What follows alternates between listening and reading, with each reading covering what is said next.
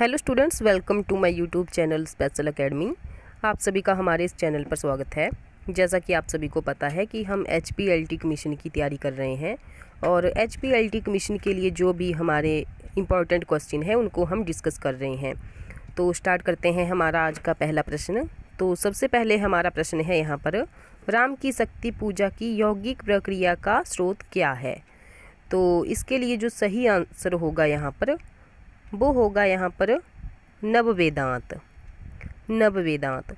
राम की शक्ति पूजा की यौगिक प्रक्रिया का स्रोत क्या है? नववेदांत। अगर बात करें हम राम की शक्ति पूजा की तो इसके जो यहाँ पर रचयिता हैं तो वो कौन है? तो वो है निराला जी, सूर्यकांत त्रिपाठी निराला जी। और अगर बात करें हम राम की शक्ति पूजा की तो इसका ये जो रचना है ये 23 अक्टूबर 1936 को ये संपूर्ण की गई थी और 26 अक्टूबर 1936 में ये प्रकाशित हुई थी। प्रकाशित कब हुई थी? तो 1936 में ही ये प्रकाशित हुई थी। और अगर बात करें यौगिक प्रक्रिया के स्रोत की तो स्रोत है इनका नववेदांत। और अगर बात करें राम की शक्ति पूजा की रचना के आधार ग्रंथ की तो आधार ग्रंथ कौन सा है? तो वो है कृत्तिवास रामायण। कौन सा ग्रंथ है? तो ये है कृत्तिवास रामायण। और राम की शक्ति पूजा की रचना का आधार ग्रंथ है कृत्तिवास रामायण और ये एक प्रबंधात्मक रचना है। प्रबंधात्मक ये रचना है। और इसमें अनुच्छेद कितने हैं? तो अनुच्छेदों की संख्या है इसमें 11। और कविता का मुख्य विषय इसमें क्या है? तो कविता का जो मुख्य विषय है वो है सीता की मुक्ति। सीता की मुक्ति इसका मुख्य विषय है। बढ़ते हैं नेक्स्ट क्वेश्चन की तरफ।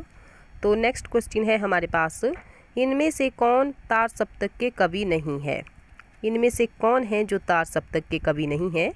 तो देखिए आपके पास यहाँ पर ऑप्शन दिए गए हैं और यहाँ पर जो सही आंसर आएगा वो आएगा यहाँ पर भवानी प्रसाद मिश्र जी। अगर बात करें हम भवानी प्रसाद मिश्र जी की तो ये दूसरा सप्तक जो है तो उसके ये कवि हैं। अगर बात करें हम तार सप्तक के कवियों की तो तार सप्तक के कवि हैं जैसे मुक्तिबोध हैं, फिर नेमिचंद्र जैन जी हैं, भारत भूषण अग्रवाल जी हैं, फिर उसके बाद हैं प्रभाकर माचवे जी, फिर गिरिजा कुमार माथुर, फिर इसके बाद आएगा रामविलास शर्मा जी और फिर अज्ञे जी।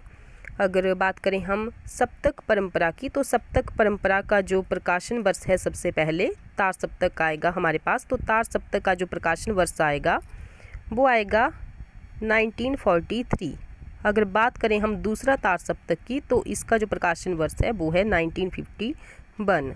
और अगर तीसरा सप्तक की बात करें तो 1959 और चौथा सप्तक तो 1979। और इसके संपादक कौन है? तो संपादक है अज्ञे जी और अज्ञे जी को प्रयोगवाद का प्रवर्तक भी कहा जाता है। तो बढ़ते हैं नेक्स्ट क्वेश्चन की तरफ। नेक्स्ट क्वेश्चन है, एक हथौड़ा वाला घर में हुआ और एक हथौड़ा वाला घर में और हुआ। ये जो रचना है ये जो पंक्ति है ये किसकी है? एक हथौड़ा वाला घर में और हुआ। ये जो पंक्ति है ये किसकी है? तो ये जो पंक्ति है ये है केदारनाथ अग्रवाल जी की। अगर बात करें हम केदारनाथ अग्रवाल जी की तो इनका जो जन्म है वो हुआ है 1911 में। ग्राम है इनका कामासीन, जिला बांदा, उत्तर प्रदेश में। और अगर बात करें हम इनकी मृत्यु की तो मृत्यु हुई है इनकी 2000 में। और अगर बात करें इनकी कुछ रचनाओं की, जो इनकी प्रमुख कृतियां हैं वो कृतियां हैं जैसे युग की गंगा, फूल नहीं रंग बोलते हैं, पंख और पतवार, गुल मेहंदी, हे मेरी तुम, बोले बोले बोल अबोल और मार प्यार की थापे और फिर अपूर्वा। ये जो हैं तो इनकी महत्वपूर्ण रचनाएं हैं। और अगर हम बात करें अपूर्वा की तो कविता संग्रह जो इनका है वो अपूर्वा है। इसके लिए 1986 में 1986 में जो है तो साहित्य अकादमी पुरस्कार से इनको सम्मानित किया गया है। किस पुरस्कार से सम्मानित किया गया है? तो साहित्य अकादमी पुरस्कार से जो है तो इनको सम्मानित किया गया है। किसके लिए? अपूर्वा काव्य संग्रह के लिए। बढ़ते हैं नेक्स्ट क्वेश्चन की ओर। नेक्स्ट क्वेश्चन है हमारे पास, प्रयोगवाद को बैठे ठाले का धंधा किसने कहा है? प्रयोगवाद जो है तो उसको बैठे ठाले का धंधा किसने कहा है? तो देखिए यहाँ पर आपके पास ऑप्शन दिए गए हैं और यहाँ पर जो राइट ऑप्शन होगा, सही आंसर आएगा हमारे पास नंद दुलारे वाजपेयी जी। और अगर बात करें हम प्रयोगवाद की, तो प्रयोगवाद का जो प्रारंभ है वो कब हुआ है? तो 1943 में इसका प्रारंभ माना जाता है। तो प्रयोगवाद का जो प्रारंभ है वो 1943 में अज्ञेय के संपादन प्रकाशित तार सप्तक से ही माना जाता है। किससे माना जाता है? तार सप्तक के काल से ही। और इसकी भूमिका में अज्ञेय जी ने क्या कहा है? तो अज्ञेय जी की एक पंक्ति है और बहुत बार ये पेपर में भी पूछी जाती है कि कवि नवीन राहों के अन्वेषी हैं। कवि नवीन राहों के अन्वेषी हैं। पंक्ति पेपर में पूछी जाती है कि ये जो पंक्ति है ये किसकी है? तो ये है अज्ञेय जी की पंक्ति। क्या है? प्रयोगवाद का प्रारंभ जो है तो 1943 में अज्ञेय के संपादन में प्रकाशित तार सप्तक से माना जाता है और इसकी भूमिका में अज्ञेय जी ने लिखा है कि कवि नवीन राहों के अन्वेषी हैं। बढ़ते हैं नेक्स्ट क्वेश्चन की तरफ। हमारा नेक्स्ट क्वेश्चन है यहाँ पर, अगले जन्म मोहे बिटिया ही कीजो, इसकी लेखिका जो है तो कौन है? अगले जन्म मोहे बिटिया ही कीजो, इसकी लेखिका कौन है? और ये जो मैंने अभी रचना का नाम लिया यहाँ पर, तो इसको देख के आपको याद भी आती होगी कि यहाँ पर एक सीरियल भी होता था, उसका नाम भी अगले जन्म मोहे बिटिया ही कीजो था। तो यहाँ पर रचना की बात की गई है, ना कि सीरियल की। तो इसका जो सही आंसर यहाँ पर आएगा वो आएगा कुर्तुल एन हैदर। कुर्तुल एन हैदर इसका सही आंसर आ जाएगा। इस रचना के रचयिता कौन है? तो Qurratul ain Hyder. Option number B यहाँ पर सही हो जाएगा। और स्टूडेंट्स, अगर आपको हमारी ये वीडियो अच्छी लग रही है तो वीडियो को लाइक भी ज़रूर करें। एक बार फिर से बोल रहे हैं आपको कि लाइक ज़रूर करें अगर वीडियो आपको पसंद आ रही है तो बढ़ते हैं नेक्स्ट क्वेश्चन की तरफ। हमारा नेक्स्ट क्वेश्चन है यहाँ पर, अग्निपथ के पार चंदन चांदनी का देश, ये पंक्ति किसकी है? अग्निपथ के पार चंदन चांदनी का देश। देखिए ये जो पंक्ति है ये किसकी है? तो आपके पास यहाँ पर ऑप्शन दिए गए हैं और इसका जो यहाँ पर सही आंसर आएगा वो आएगा option number B, Mahadevi Varma ji. अग्निपथ के पार चंदन चांदनी का देश, महादेवी वर्मा जी, इसका सही आंसर आ जाएगा। बढ़ते हैं नेक्स्ट क्वेश्चन की तरफ। तो देखिए नेक्स्ट क्वेश्चन है हमारे पास यहाँ पर 17, आनंद कादम्बनी के संपादक कौन थे? आनंद कादम्बनी के जो संपादक हैं वो कौन थे? तो आपके पास यहाँ पर ऑप्शन दिए गए हैं और सही आंसर का आपको यहाँ पर चयन करना है। और स्टूडेंट्स, आप यहाँ पर अपना टेस्ट भी लगाते रहिए और कमेंट बॉक्स में ज़रूर बताना कि आपके कितने क्वेश्चन सही हो रहे हैं और कितने क्वेश्चन गलत हो रहे हैं।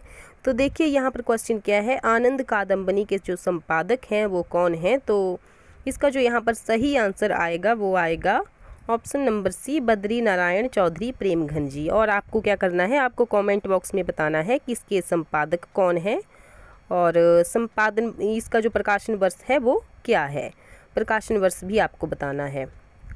नेक्स्ट क्वेश्चन है हमारे पास यहाँ पर, गोबर गणेश उपन्यास के लेखक कौन हैं? गोबर गणेश उपन्यास के जो लेखक हैं वो कौन हैं? तो देखिए इसका जो यहाँ पर सही आंसर आएगा वो आएगा option number A, Ramesh Chandra Shah ji. अगर बात करें हम रमेश चंद्र शाह जी के अन्य उपन्यासों की, तो इनके अन्य उपन्यास हैं जैसे किस्सा ए गुलाम, किस्सा ए गुलाम। नेक्स्ट है इनका जैसे आखिरी दिन, आखिरी दिन। और एक और उपन्यास है इनका पुनर्वास। ये इनके उपन्यास हैं। कौन कौन से हैं? तो एक तो आ गया हमारे पास गोबर गणेश जो कि यहाँ पर दिया हुआ है, और दूसरा है किस्सा ए गुलाम, और तीसरा है यहाँ पर आखिरी दिन, और लास्ट है पुनर्वास। ये किसके उपन्यास हैं? तो रमेश चंद्र शाह जी के ये उपन्यास हैं। बढ़ते हैं नेक्स्ट क्वेश्चन की तरफ। तो हमारा यहाँ पर नेक्स्ट क्वेश्चन है, फादर कामिक बुल्के को हिंदी साहित्य में महत्व दिए जाने का क्या कारण है? जो फादर कामिक बुल्के हैं उनको हिंदी साहित्य में महत्व दिए जाने का कारण है, तो क्या कारण है यहाँ पर? देखिए ऑप्शन दिए गए हैं, कोश निर्माण, राम कथा लेखन, तुलसी साहित्य के विशेषज्ञ, या ये सभी। तो 19 का जो यहाँ पर सही आंसर आएगा वो आएगा ऑप्शन नंबर बी, ये सभी। कोश का निर्माण, रामकथा लेखन और तुलसी साहित्य के विशेषज्ञ। बढ़ते हैं नेक्स्ट क्वेश्चन की तरफ। देखिए हमारा नेक्स्ट क्वेश्चन है यहाँ पर, आत्मा राम की टैं निबंध के आत्मा राम के प्रतीक हैं। आत्मा राम की टैं निबंध में आत्मा राम के प्रतीक हैं, तो कौन है आत्मा राम के प्रतीक? देखिए यहाँ पर ऑप्शन दिए गए हैं, गोविंद नारायण मिश्र जी, गोपाल राम गहमरी जी, महावीर प्रसाद द्विवेदी जी या बाल मुकुंद गुप्त जी। तो इसका जो सही आंसर आएगा हमारे पास वो आएगा ऑप्शन नंबर यहाँ पर डी, बाल मुकुंद गुप्त जी।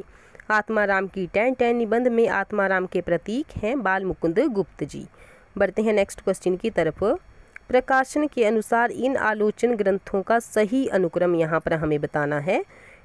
तो सही अनुक्रम यहाँ पर कौन सा है? तो देखिए 21 का जो यहाँ पर राइट आंसर आएगा वो आएगा यहाँ पर ऑप्शन नंबर बी, हिंदी नवरत्न प्रेमचंद और उनका युग हिंदी साहित्य के 80 वर्ष छायावाद।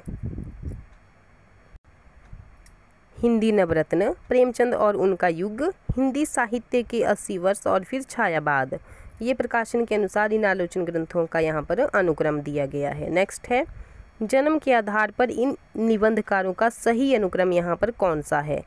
जन्म के आधार पर इन निबंधकारों का सही अनुक्रम हमें बताना है। तो इसका जो यहाँ पर सही आंसर आएगा वो आएगा option number D, doctor Sampurnanand, Ram वृक्ष बेनीपुरी और वासुदेव शरण अग्रवाल जी, भागवत शरण उपाध्याय जी। ये इनका जन्म के आधार पर निबंधकारों का सही अनुक्रम है। नेक्स्ट है, प्रकाशन वर्ष के आधार पर इन उपन्यासकारों का सही अनुक्रम क्या है? देखिए यहाँ पर जो है तो उपन्यास दिए गए हैं और हमें बताना है कि इनका सही अनुक्रम प्रकाशन वर्ष के अनुसार सही अनुक्रम क्या है। तो 23 का जो यहाँ पर राइट आंसर आएगा वो आएगा यहाँ पर ऑप्शन नंबर ए, रुकोगी नहीं राधिका, आपका बंटी, सूरजमुखी अंधेरे की और चितकोबरा।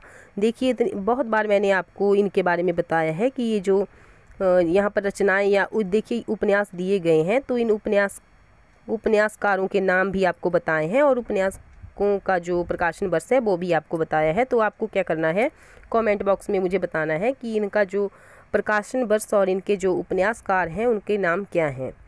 बढ़ते हैं नेक्स्ट क्वेश्चन की तरफ। 24 है हमारे पास क्वेश्चन यहाँ पर, प्रसाद के नाटकों का सही अनुक्रम क्या है?